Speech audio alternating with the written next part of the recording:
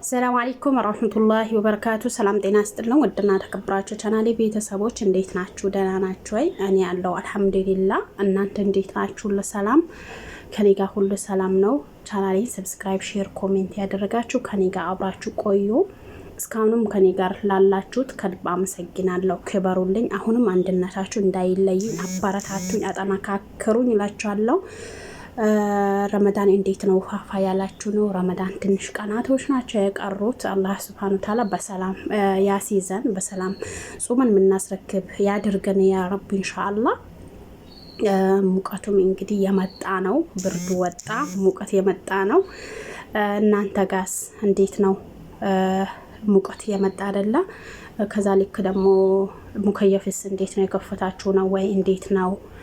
አሁን ረመዳን የመጣ ነው እንግዲህ ቻሉት፣ ሁሉንም ነገር ቻሉት። ያው አጅሩም ስላለው ነው። አጅር በብዛት ነው የምናገኘው ኢንሻአላህ። አጅራችንን አላህ Subhanahu Wa Ta'ala በአኺራ በጀነተል ፊርደውስ ክፈለን ነው የምለው ኢንሻአላህ። ሁሉ ጊዜ ዘወትር ዱዓዬ ይሄ ነው። ዛሬ እንግዲህ በሄሉና በናቲ መጥቻለሁ። ዛሬ በጣም ደስ የሚል ፕሮግራም አዘጋጅቶላታል እጮኛዋ ለሄሉ ማለት ነው። ነገር ግን ሄሉ የእውነት ለሚያለቅሱ ሴቶች፣ አፍቅሮ ለተከዱ ሴቶች፣ አፍቅሮ ለተጎዱ ሴቶች ድል ለነሱ ይሁን ብዬ ነው ማምነው። ምክንያቱም ሴት ልጅ ልቧ ትንሽ ቦታ ነው ያለችው ማለት ነው። ለመውደዱም ቅርብ ናት፣ ለመሰበሩም ቅርብ ናት ማለት ነው። ሄሉ እንግዲህ ለብዙ ጊዜ ከናቲ ከተለየች በኋላ ብዙ ነገር እንግዲህ ሁሉም ነገር በነገራችን ላይ ስሜቷን በአጠቃላይ ሚዲያ ላይ ነው የሚታካፍለው ማለት ነው። እና ሁል ጊዜ ሚዲያ ላይ ስናያት እንደዛ አይነት ነገር ነው የነበረው። ግን በስተመጨረሻ ከ2 አመት በኋላ መጥቶ እሷም እስከ 2 አመት ሙሉ ያኔ እኔ ማቀው 2 ወንዶችን እንደዛ ይዛ ለቃለች ማለት ነው። ማንም እንደ ናቲ ያልሆነላትም። ነገር ግን ምንድነው ከልብ ስታፈቅሩና የእውነት ነው የምላችሁ፣ ከልብ ስታፈቅሩና ከልብ ስትሰበሩ የሚጠግናችሁ ሰው ያ ሰው ካልሆነ በስተቀር የሚጠግናችሁ ሌላ አካል ሊሆን አይችልም ማለት ነውና ሄሉም ይሄ ነገር ነው የደረሰባት። አላኩልሃል ዛሬ ደስ የሚል ነገር አዘጋጅቶላታል። ቀለበት እንግዲህ ኢንሻአላህ ያስርላታል ብዬ አስባለሁ። ፕሮግራሙ ዋው ነው እንግዲህ እንዳያችሁት ነው። በርግጥ ናቲ ትላለች ራሷ ማለት ነውና ናቲ ለኔ ነፃነቴን ነው የሚያውጅልኝ ትላለችና እውነቱም ነው። ብዙ ጊዜ ምናያት መጀመሪያ ጊዜ ያኔ በፍቅር አንድ ሲሆኑ ምናምን ነገር እንደምናያት ሁሉ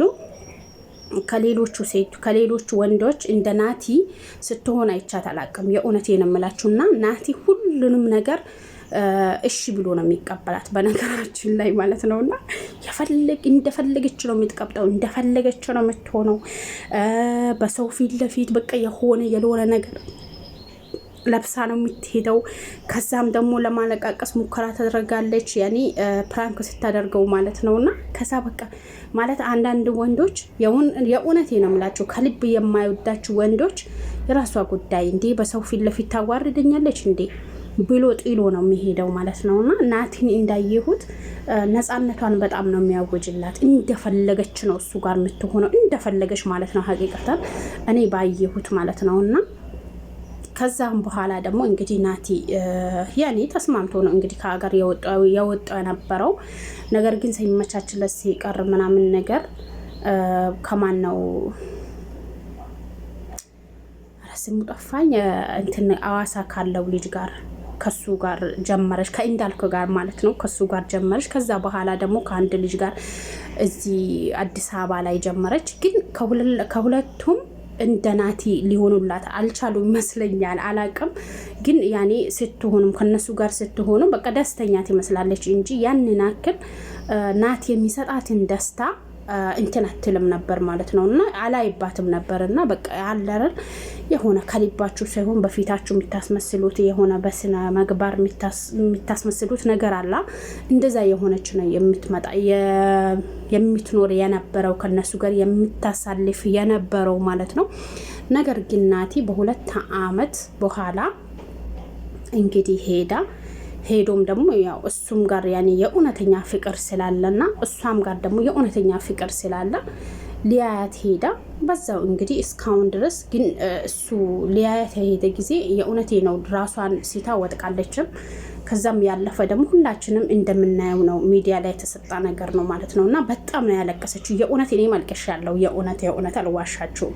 ታውቃላችሁ ከልብ በሚታፈቅሩትና ከልብ በምትወዱት ሰው ሲመጣ ከስንት ጊዜ በኋላ ሲመጣ ሃይ ተለያይተናል ብሎ ተስፋ ቆርጣችሁ የተቀመጣችሁ ሰው ደግሞ ከስንት ጊዜ በኋላ ደግሞ ከስንት አመታት ከ2 አመት በኋላ ሲመጣ ምን አይነት ስሜት ይታያል? የእውነቴ ነው። ማናችንም ይሄ ነገር በእርግጥ በአፍላ ኢድማችንም ላይ ይሁን በአሁኑም ኢድማችን ላይ ይሁን የእውነት በጣም የመጀመሪያ ፍቅራችን የሚመስል ነገር አንድም ነገር የለም። እኔ እንደራሴ ማለት ነው። ለምን ማንም ሰው ሳይወድ ሳያፈቅር የሚኖር ሰው የለም። ግን ይበልጥ ከመጀመሪያ ከወደዳችሁት ነፃነታችሁ ከሚታገኙበት ከምንም በላይ አብልጣችሁ የምትወዱት ጋር ስትሆኑ ደግሞ ይበልጥ ነፃነታችሁ ይታወጅላችኋል።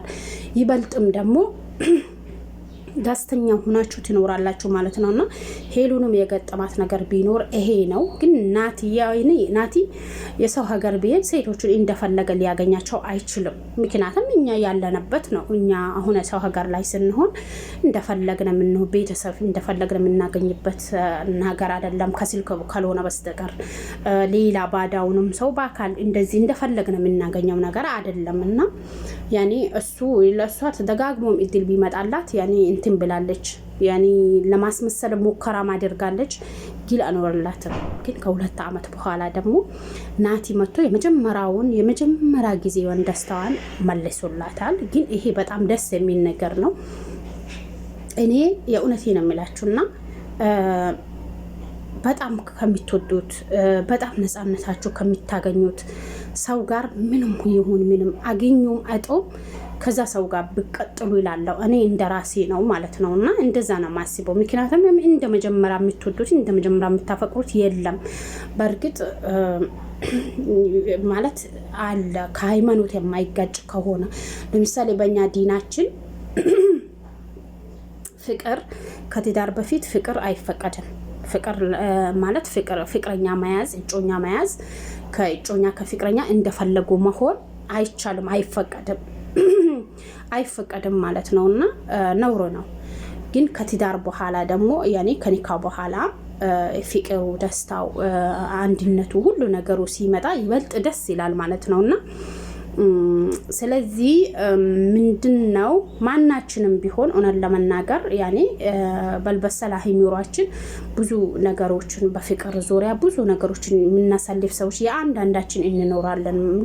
እስላሙም ይሆኑ ሌላ ሃይማኖቶችም ይሆኑ ማለት ነውና ግን ካፈቀራችሁ ሰው መጀመሪያ ልባችሁ ከደነገጠ ሰው ጋር ብትሆኑ ነው ዋናው ምርጫና ዋናው ደስተኛ። በቃ ይበልጥ እናንተ ራሳችሁ ነፃነት ታገኛላችሁ። በአሁን ሰዓት የእውነቴ ነው የሚላችሁ ወንዶች የሚታመኑበት ጊዜ ላይ አይደለንም ያለ ነው። ምናልባት አላህ የሚፈሩት ካልሆኑ በስተቀር ማለት ነው። ለምን ብር ያወራቸው ጊዜ ላይ ነው ያለ ነው።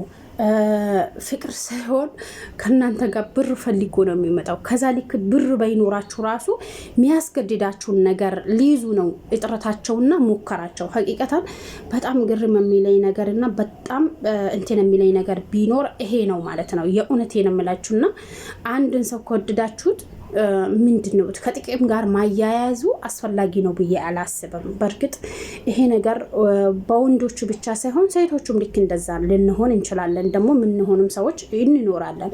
ምክንያቱም ዱንያ እኛ ቢኖረንም ባይኖረንም ቀናችን ከደረሰች መሞታችን አይቀርም። ስለዚህ ከጥቅም ጋር በናያይዘው ገባችሁ አይደለ? ከጥቅም ጋር በናያይዘው ፍቅሩ አሁን ፍቅር በነገራችን ላይ አሁን በጣም አላቅም እጅ ያለ ነው የመጣ ያለ ማለት ነው። ለመሰላችሁ እኔ ይሄን ስላችሁ ፍቅር ራሱ ሳይሆን በቃ ሰዎቹ ከራሳችን አንፃር ነው ይሄ ነገር እጅ ያለ መምጣት የቻለው ማለት ነውና ይሄ ነገር ባይሆን ደስተኛ ሆነን ብንኖር ከጥቅም ጋር በናያይዘው ሴትም እንሆን ወንድ። ምክንያቱም እኛ ዱንያ ይኖረንም አይኖረንም ቀናችን ከደረሰች መሄዳችን አይቀርም። የጊዜያችንን በሐላሉ ማሳለፉ የተሻለ ነው ብዬ ስለማምን ነው የኔ ውዶች።